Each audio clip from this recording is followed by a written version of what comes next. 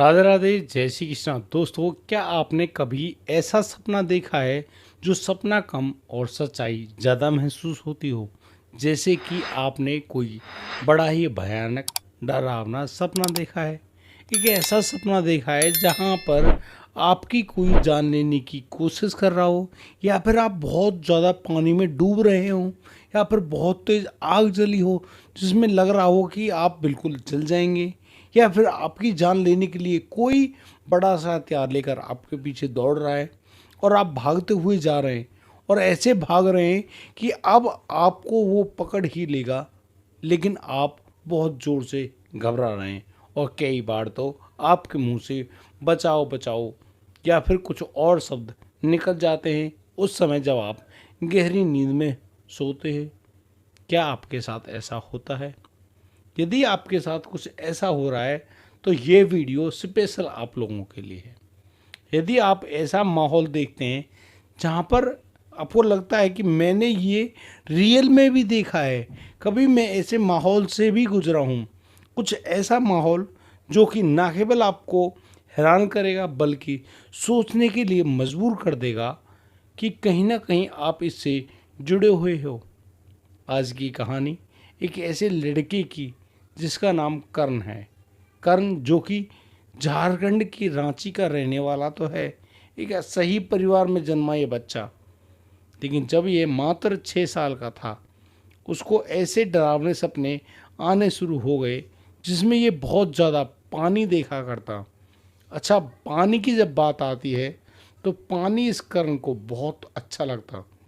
इसका पानी से एक खास लगाव भी था, लेकिन यह उतना ही पानी से डरता था, खासकर ऐसी जगहों को देखकर जैसे कि कोई बड़ा समुद्र हो जिसको इसने अभी फोटो या टीवी पर ही देखा है, या फिर जैसे बड़े बड़े तालाब हैं, झील हैं, उनको देखकर इस लड़के का वहाँ भागकर जाने का मन तो करता, लेकिन यह वहाँ से चुपचाप लौट आता बिना उसको देखे, क्योंकि इसको लगने लगा था कि यहाँ इस पानी से उसको बहुत ज़्यादा डर लग रहा है।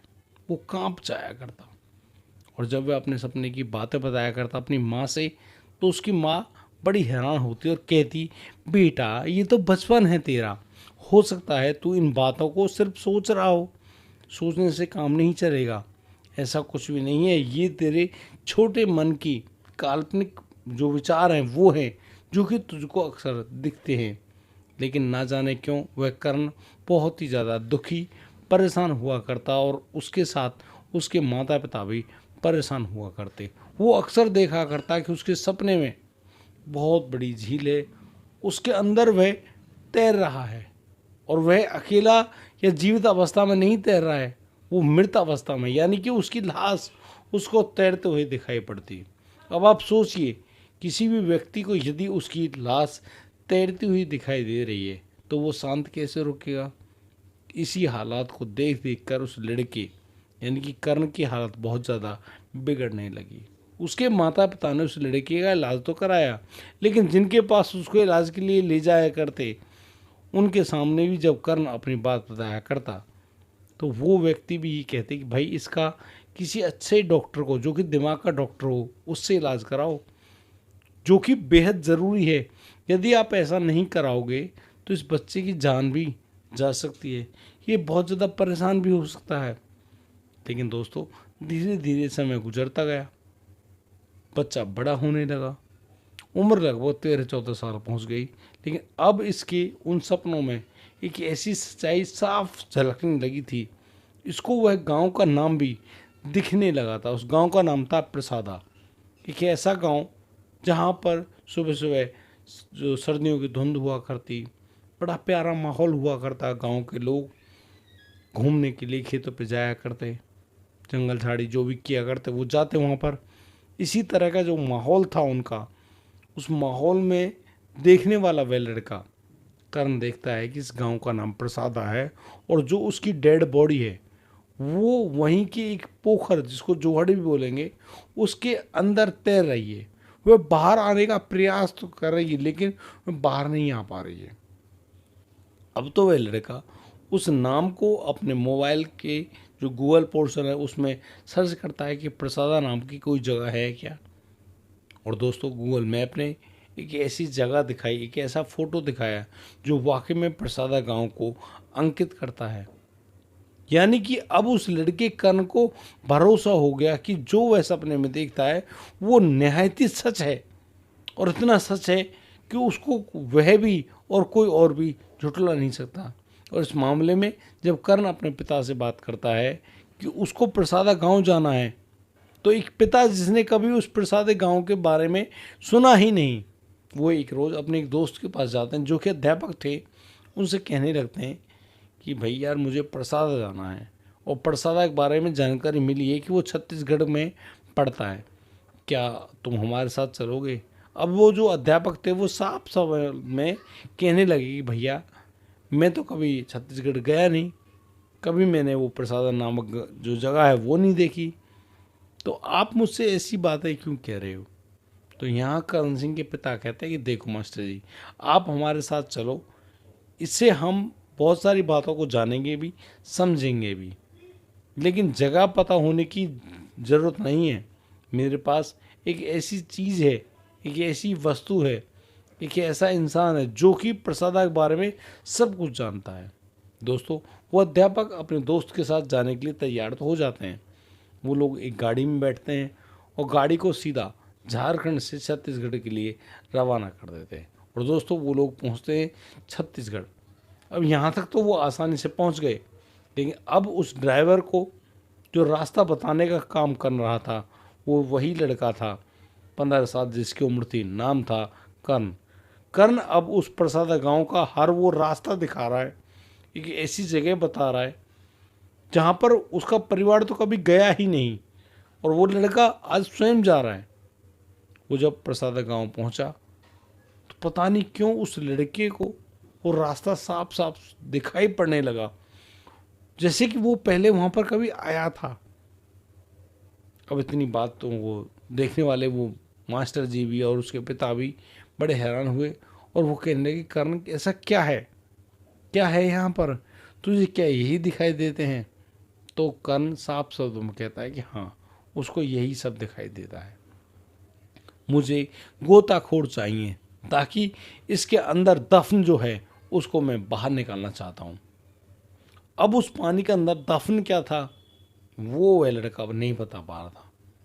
यहाँ उसके पिता से जब मिन्नतें की गई तो उन्होंने कहा जब हम इतनी दूर आए हैं तो भाई 2-4 हज़ार और से ही हम गोताखोर बुला लेते हैं और उनको पैसे देने के बाद ढूंढवाते हैं कि इसके अंदर क्या है।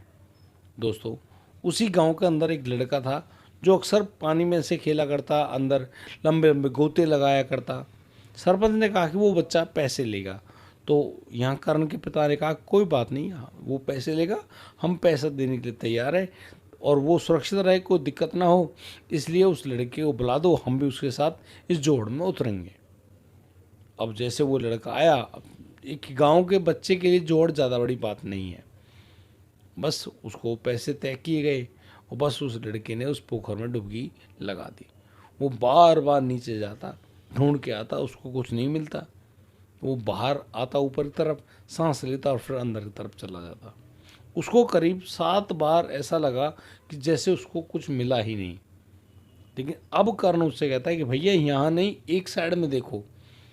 और जैसे उस साइड का इशारा किया गया, उस लड़की गोताखोर ने एक ऐसा गोता लगाया, वो पानी के अंदर से बहुत ज़बरदस्त तरीके से ऊपर तरफ भागा, ऐसा जोर से भागा कि जैसे उसको किसी ने पकड़ लिया हो, और उसने ऊपर आते ही चिल्लाकर कहा कि नीचे कुछ है।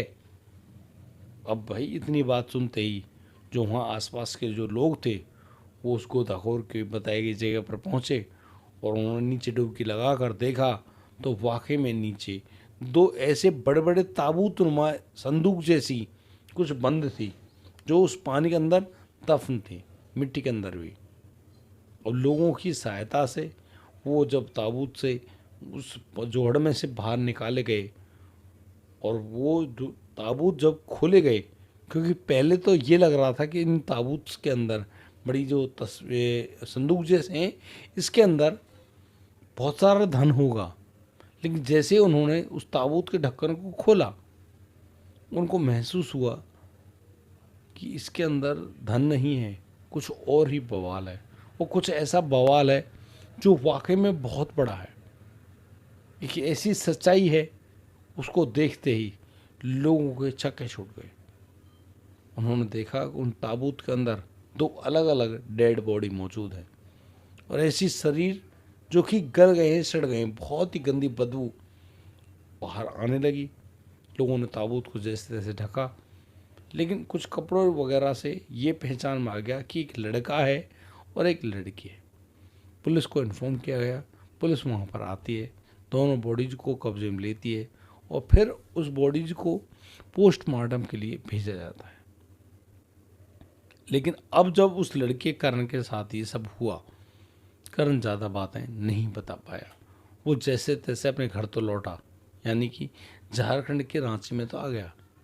ठीक है, अब उसके दिमाग में कुछ ऐसा हुआ कि उसको वो ढेर सारे सपने आने बंद हो गए।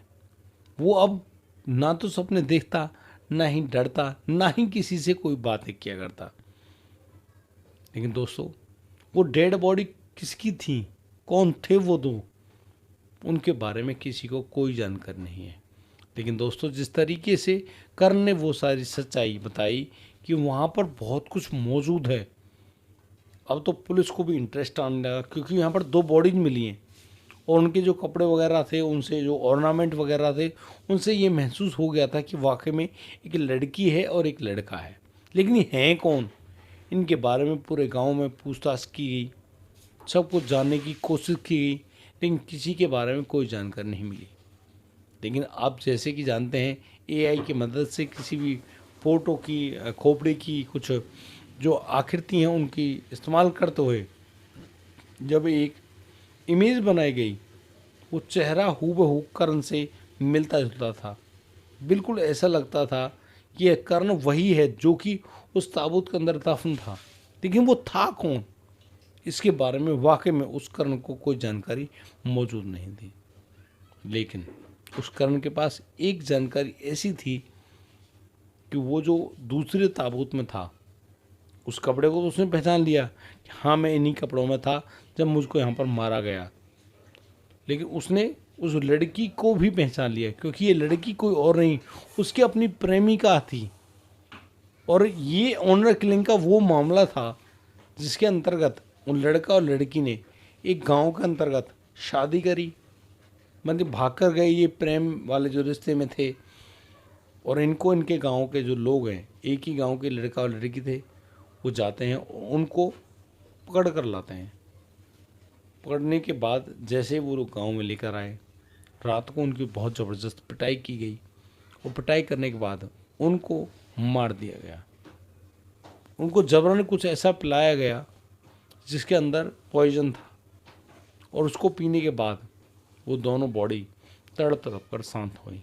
और उन लोगों ने जिन्होंने ये पूरा काम किया था, उन लोगों ने दोनों बॉडीज़ को एक ताबूत को लिया, ताबूत में बॉडीज रखी, उनमें बड़े बड़े पत्थर भी रखे और फिर उसको जोहड़ में ऐसे उतार दिए जैसे कि ना तो ये जोहड़ कभी सूखेगी और ना ही लोगों के पास इस बात के बारे में कोई जानकारी मालूम चलेगी। लेकिन उन लोगों को ये मालूम नहीं था कि सच को सच बताने के लिए वह आत्मा लगातार शरीर बदलकर अलग तरह के शरीरों में आकर अपना राज खुलवा देगी। आप सोचिए, झारखंड के रांची से चला हुआ लड़का पहुंचता है छत्तीसगढ़ के रायपुर में, परसादा गांव में पहुंचा और वहां जाकर सारी सच्चाई को खोल दिया। लेकिन एक बात ऐसी थी उस लड़के के साथ, वह लड़का यह नहीं बता पाया कि उनको मारने वाले लोग कौन थे। हालांकि गांव में इस तरह की बातें जब चलने लगी, क्योंकि एआई की मदद से उस लड़की के फ़ोटो को बनाने की कोशिश तो करी, और उन फोटो को देखने वाला कोई भी इंसान ये समझ गया था कि वाकई में ये बहुत बड़ी बात है। आखिरकार ये लोग थे कौन, उस लड़के कर्ण को भी ये मालूम नहीं चला पाया कि वाकई में उसके साथ क्या होने जा रहा है। कर्ण अब सारी स्मृतियों को भूल चुका था, उसके दिमाग में वो शांति मौजूद थी, और उसी शांति के साथ वो अब आराम से तसल्ली से अपनी ज़िंदगी जीने लगता है। यहाँ तक कि दोस्तों, वह लड़का कर्ण बड़ा मेधावी लड़का था, मैं आपको बता दूं 96% थे उसके 12वीं क्लास में। मैथ प्लस साइंस लेकर वो पढ़ाई करने लगा था पीसीएम से, और देन उसने आईआईटी जेईई की तैयारी करी और उसमें उसके तहत उसने 95% अंक अर्जित किए, जो कि वाकई में बड़े चमत्कार को दर्शाते हैं। क्योंकि जब उस लड़की की जो पूर्व जन्म में था, जब उसकी जान गई थी, उस समय वो करीब 25-26 साल का लड़का था और उसको सारी चीज़ें, पढ़ाई लिखाई सब कुछ हाथ में रटी हुई थी। इसलिए उसके लिए ये जेईई की जो परीक्षा है वो ज़्यादा बड़ी परीक्षा साबित नहीं हुई।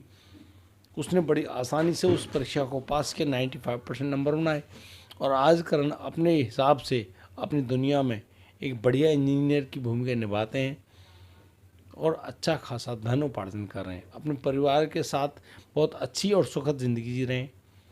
और उन्होंने एक विशेष आग्रह किया था कि उनका फ़ोटो ना छापा जाए, इसीलिए हम लोग इस वीडियो में उनका फ़ोटो नहीं लगा पा रहे, लेकिन प्रतीकात्मक जो चित्र हैं वो तो हमको छापने ही होंगे।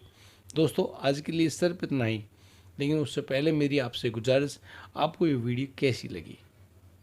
मैं जानता हूँ यहाँ पर बहुत सारी त्रुटियाँ भी हो गई होंगी, उनके लिए मैं आपसे क्षमा चाहता हूँ, लेकिन आप लोग सुंदर सा कमेंट करके, वीडियो को लाइक करके, शेयर करके मेरा मनोबल ज़रूर बढ़ाएं। क्योंकि मुझे लगता है यदि किसी भी इंसान का मनोबल यदि समय समय पर बढ़ता रहेगा तो वो कभी भी परेशान नहीं हो सकता। वो हमेशा इतनी ही ऊर्जा से आगे लड़ता रहेगा, आगे बढ़ता रहेगा। इसलिए आज के लिए सिर्फ इतना ही। अब दीजिए मुझे इजाज़त, मिलता हूँ, कल लाऊंगा एक और अनोखा मामला। राधे राधे, जय श्री कृष्ण।